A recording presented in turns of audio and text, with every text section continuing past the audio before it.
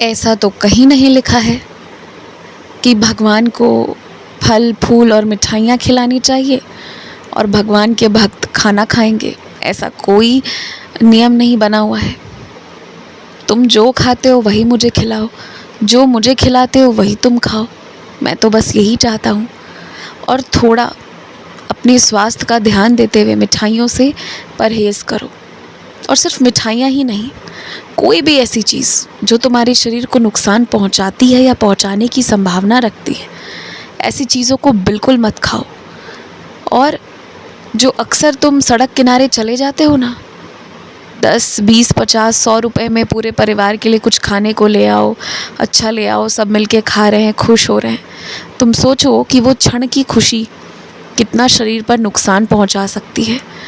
बाहरी लोगों पर विश्वास मत करो कि वो तुम्हें साफ खाना देंगे। क्यों देंगे? वो बस एक व्यापार चला रहे हैं, वो अपना मुनाफा देखेंगे। इसीलिए खुद घर पर खाना बनाओ और थोड़ा मेहनत करना पड़े तो करो इस चीज़ को लेकर। बहुत प्रकार के व्यंजन नहीं पका सकते, 2-3 प्रकार भी बनाओ तो स्वादिष्ट बनाओ, बढ़िया बनाओ, देखकर सीख कर बनाओ कि कैसे बनता है, उसकी सही विधि जानो और जितना हो सके उतने तरीके से बनाओ। और ज़्यादा मात्रा में बना लो कि पूरे दिन वही खाओ, अगर तुम एक से ज़्यादा बार पका पाने की स्थिति में नहीं हो तो। लेकिन ये नहीं होना चाहिए कि घर पर खाना ही नहीं बनेगा, घर पर चूल्हा ही नहीं जलेगा।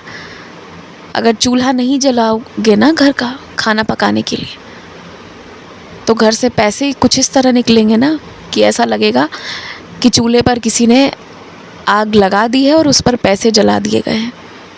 ये स्थिति हो जाएगी। स्वास्थ्य का बहुत ध्यान दो। खाने की चीज़ों को बहुत चुनकर, बहुत सोच समझ कर खाओ। किसी के हाथ का बनाया हुआ मत खाओ, स्वयं बनाओ, खुद के घर का खाओ। और कोई कहीं खिलाने को भी बुलाता है ना, तो कहो घर पर बुलाएं और घर का खिलाएं। बाहर के खाने के लिए मत जाओ, एकदम साफ मना कर दो। और अब तुम्हें अपने स्वास्थ्य का ध्यान देते हुए ये सब करना ही होगा। एक ऐसे समय पर हो ना तुम कि चाहो तो सब ठीक भी कर सकते हो और चाहो तो सब बिगाड़ भी सकते हो। सब तुम्हारे हाथ में है, फैसला भी तुम्हारा ही होगा। बाहर में मैं जानता हूँ कि तुम्हें पौधे खरीदने के लिए बहुत दूर जाना पड़ता है। तुम्हारे घर के बहुत निकट में कहीं पौधों का कोई बाज़ार नहीं लगता, लेकिन तुम्हारे ही मोहल्ले में एक छोटे से कोने में कुछ पौधे लाए जाते हैं, कुछ फूलों को लाया जाता है और उन्हें बेचा जाता है। तुम्हारा काम वहाँ पर से हो जाएगा। तुम्हें जो जो पौधे चाहिए वो उसमें से मिल जाएंगे और जो नहीं मिलेंगे तुम कहोगे तो तुम्हारे लिए मंगवा लिया जाएगा। तुम अपना काम अभी इसी में चलाओ जो है तुम्हारे पास। और मैंने तुमसे कहा है ना कि इस महीने के अंत में या अगले महीने की शुरुआत में कुछ बड़ी खरीदारी होगी तुम्हारी, कुछ बड़ा खरीदोगे, कुछ बहुत अच्छा होगा। तो जब ऐसा होगा और ऐसा करोगे और ऐसा करना है तो तुम्हें ध्यान देना होगा कि तुम्हारे सारे कागज़ और सारी बैंक की चीज़ें सब सही की हुई हों, ताकि तुम्हें खरीदते वक्त और जो भी सारी चीज़ें हैं लेन देन करते वक्त दिक्कत ना आए। तो इस चीज़ की भी तैयारी पूरी करके रखो।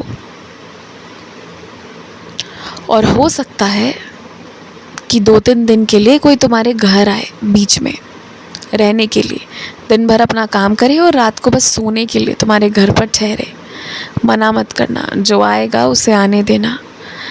मैं तुम्हारे ऊपर कोई ऐसा भार नहीं सौंप दूंगा जिससे तुम्हें परेशान होना पड़े, लेकिन तुम किसी को रहने दोगे ना तो ये चीज़ भविष्य में तुम्हारे बहुत काम आएगी। लोग इस चीज़ को याद रखेंगे और इस चीज़ को सराहा भी जाएगा। तो इसीलिए रोकना मत, आने देना। जिसे घर आना है उसे घर आने दो। तुमने तो वैसे भी जिस घर पे रहते हो उसे मेरा नाम देकर रखा हुआ है, तो फिर कैसा तनाव।